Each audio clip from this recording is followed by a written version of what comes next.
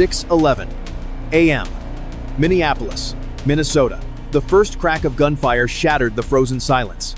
Floodlights snapped on around North River Community Academy, a public charter school buried under snow. FBI, ICE, DEA. Armored vehicles boxed the campus as federal agents moved in formation. A lookout bolted from a side door. Shots rang out from behind the gymnasium. Flashbangs thundered. Windows exploded inward. Agents pushed through smoke as alarms screamed across hallways, lined with children's artwork that no child had touched in months. The school's enrollment listed 1,240 students. Inside, there were none. A barricaded office erupted as the door was breached. 2 suspects went down. Hard drives burned in a trash bin. Beneath cafeteria tiles, agents discovered a tunnel entrance descending into darkness. As smoke cleared, a different weapon appeared. Paperwork.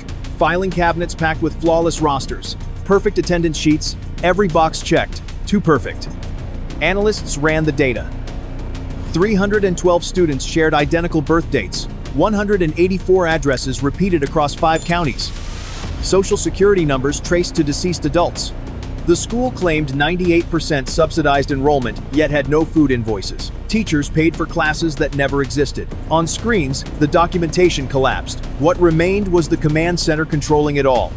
Tap like to keep this visible, and comment follow if you believe paperwork can hide more than it reveals. The principal's office door came down with a controlled breach. Inside looked ceremonial. State flags, awards, photos with city officials at ribbon cuttings. Behind a false wall, agents uncovered the real operation. A floor safe yielded $41 million in bundled cash. Beside it sat encrypted drives labeled by color: red, blue, black. Red files documented murders. 12 killings tied to interference events.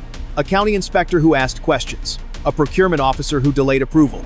A zoning clerk who flagged inconsistencies. Each entry listed payout, method, cleanup window. One note read, obstacle removed, process restored. Blue files detailed coercion. Officials who refused bribes were abducted and filmed until compliance followed. Bank approvals cleared within 48 hours. Licenses renewed without inspection. Audits canceled.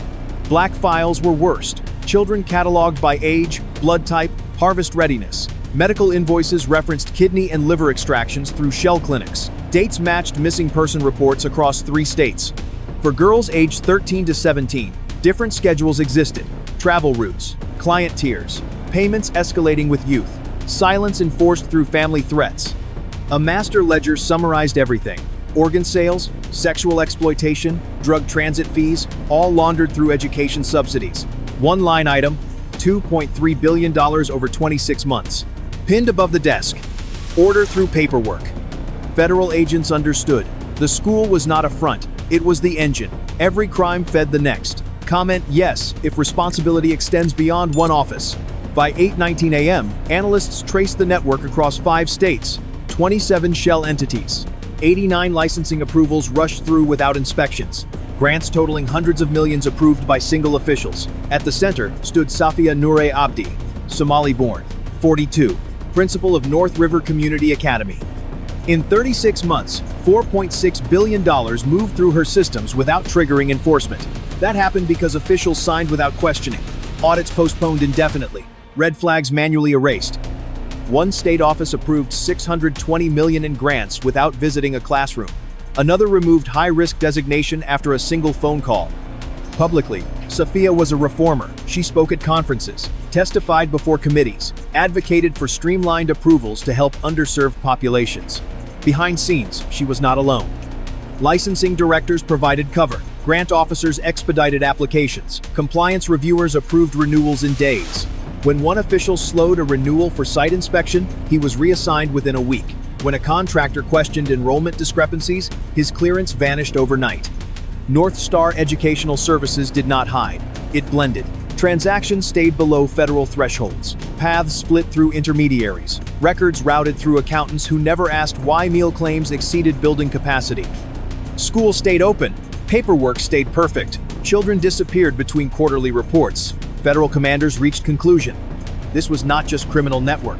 It was ecosystem inside government systems, shielded by officials who knew better. Tap like if systems matter more than individuals. Comment system failure if this feels bigger than one crime. 11:47 p.m. Minneapolis. The city had no warning. Within 180 seconds, a multi-billion-dollar infrastructure would be hit simultaneously. FBI, ICE, DEA. Operation Cold Iron, activated across 14 locations in 3 counties. 11:49 p.m. Alpha Team closed on a dormitory in North Minneapolis. Controlled breach peeled back reinforced steel. Armed lookout opened fire from stairwell. Federal agents responded. Narrow corridor became engagement zone for 43 seconds before threat neutralized. 11:53 p.m. Bravo Team breached refrigerated medical warehouse, transit hub for harvested organs. 2 suspects barricaded with semi-automatics. Flashbang detonated. Exchange ended swiftly. No federal casualties. 12:1 a.m. DEA assaulted industrial complex. Thermal drones detected heat signatures despite building listed vacant. Crossfire erupted from second level. Agents advanced behind ballistic shields. Helmet cameras recorded 17 minutes of sustained engagement before control established. 12:18 a.m. Financial alarms triggered. 96 million attempted to flee through contingency channels. Cyber teams intercepted in 8 minutes, collapsing laundering tunnels mid-transaction. 12:31 a.m. Concealed tunnel discovered beneath warehouse. Reinforced concrete, independent ventilation, leading to detention wing. Medics entered first. Air reeked of chemicals. Compressors hummed. Conveyor systems still moving. Weapons seized. Assault rifles, handguns, body armor, encrypted gear, stockpiled ammunition. First door opened at 1:14 a.m. No gunfire, only silence. Lights swept across concrete room never meant for daylight. Along walls sat dozens of figures. Knees drawn, eyes down. They did not run, did not speak. Movement brought punishment. Head count confirmed: 273 children and 246 teenage girls recovered alive. 17 were U.S. citizens reported missing months earlier. Rest from 5 countries, trafficked using falsified school transfers. Medical triage exposed pattern. Chemical burns on fingertips. Fingerprints destroyed. Sedation scars. Blood type tags stitched into clothing. One medic removed tag marked O negative. Universal donor. Implication clear. Secondary room held ledgers. Each page reduced life to metrics: age, weight, compatibility, surgical destination, harvest dates aligned with shipping manifests. For girls, 13 to 17, separate ledger, travel windows, client tiers, enforcement notes, resistance punished, silence purchased through threats. At 1:36 a.m., 2 girls collapsed. Dehydration, malnutrition, 1 pulse at 42 beats per minute. Medics stabilized on floor while evidence teams sealed room. Conveyor belts still warm, motors ticking down. By 2 a.m. Buses arrived under blackout. Blankets replaced restraints. Names asked. Many could not answer. Agents wrote numbers on wristbands, promised these would lead to identities, not erasure. Outside, snow fell. Inside command channel, tone shifted. No longer about seizures, about undoing damage measured in years. Network turned children into inventory. That night, inventory walked out alive. Tap like to acknowledge recovery over spectacle. Comment protect if prevention matters more than headlines. By 2:27 a.m., firefights over. What remained was quieter violence in data. Command center projected transaction map, pulsing like circulatory system. Each node an account, each line permission granted. Over 36 months, 4.6 billion moved through 67 accounts spanning 5 countries. Money never stayed long. Landed, fractured, recombined, slipped onward in increments below federal thresholds. Source always same. Education subsidies, meal programs, special needs grants, destinations anything but charitable. Shell nonprofits paid shell vendors. Vendors invoiced shell clinics. Clinics wired fees to offshore entities with no employees, no address. 1 quarter, 312 million through single account listing 0 staff. Another month, 74 million deposits with no expenses, no food contracts, no maintenance, no payroll. Money did not support students. Fed machine. Bribes logged with accounting precision. Renewal expedited for 25,000. Audit postponed for 80. Variance approved for 250. Amounts varied. Outcomes consistent. Emails blunt. Forms approved. No follow-up. When questions surfaced, different budget activated. Coercion funds. Surveillance. Pressure events. Compliance followed. Laundering. Designed to appear boring. Repetition replaced scrutiny. Automation replaced oversight. In systems optimized for speed, sameness became proof of legitimacy. Algorithms mistook volume for virtue, frequency for trust. Network did not hide. blended until indistinguishable from normal operations. At 2:54 a.m., cyber teams executed collapse. Accounts froze, transfers bounced, map flickered as branches went dark. 10 minutes. Cash flow seized midstream.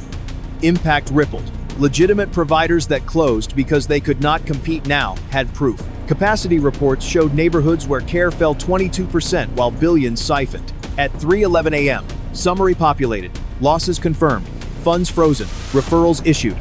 68,000 children denied services over 3 years because resources diverted. Damage had zip codes, birth certificates, families who never understood why help never came. Supervisor spoke plainly, not failure of compassion, failure of verification. System rewarded paperwork, punished questions. Safia understood, did not break rules, weaponized them. Dawn approached, machine exposed, silent, stalled, finally visible. Money no longer moving, reckoning begun. By 6:18 a.m., Operation Cold Iron concluded tactical phase. City processing what uncovered. News spread faster than falling snow. Parents gathered outside offices asking, how could this happen? Leaders issued statements. Calm. Transparency. Answers. Some demanded accountability. Others urged restraint against collective blame. Mood fractured but focused. Shock and insistence. Truth not buried. Public trust damaged. Hotlines logged hundreds of calls within hours. Families asking if records real, if oversight existed. Faith organizations opened for briefings. School boards scheduled crisis sessions. Message consistent. Sympathy for victims. Support for recovery. Zero tolerance for silence. Politics moved quickly. Officials announced reviews. Agencies pledged cooperation. Legislators emphasized charges and protections. Quieter reactions mattered most. Resignations followed. Licensing managers, grant supervisors, compliance officers who removed flags without justification. Staff drafted amendments before sunrise. Legal consequences immediate. Prosecutors unsealed indictments. Trafficking, fraud, racketeering, bribery, obstruction, homicide conspiracies. Forfeitures, froze properties, vehicles, accounts, entities, courts, placed trustees. Audits mandated, simultaneous, independent. First time in years, audits not postponed. Reform followed evidence. Subsidies suspended pending verification. Relaunched with safeguards, prioritizing proof over speed. Enrollment systems rebuilt, flagging duplication, cross-referencing databases. Licensing lost automation. Visits became prerequisites. Grants restructured into tranches tied to verified indicators. Staffing, procurement, attendance validated independently. Systems slowed intentionally. Speed was vulnerability. Oversight changed. Multi-agency panels replaced single-office authority. Whistleblower protections expanded. Response timelines mandated. Retaliation penalized. Data sharing became standard. Documentation accountable. Debate sharpened. Not whether reform necessary, how comprehensive. Some argued requirements risked burdening legitimate providers. Others countered legitimacy weaponized. Compromise. Verification with teeth. Audits measuring outcomes, not intentions. Evening. Recovery teams reported progress. Survivors under protective care. Identity restoration began. Restitution segregated. City recalibrated. Assessment, sobering. Not failure of compassion or funding. Failure of verification multiplied by convenience. Response precise. Rebuild trust by proving it. Record by record. Visit by visit. System would not return to before. Return slower, stricter, visible. First time in years. Visibility, not liability. The point. Hit like if this matters. Comment accountability if systems must prove trust, not assume it. Share so others understand how institutional failure enables criminal infrastructure. This story shows what happens when oversight drifts. Trust replaces verification. Difficult questions discouraged. Prevention happens before raids. Through review. Shared responsibility. Discipline, ensuring trust earned, never assumed. Progress begins not with operations, but vigilance, and refusing to mistake perfect paperwork for proof.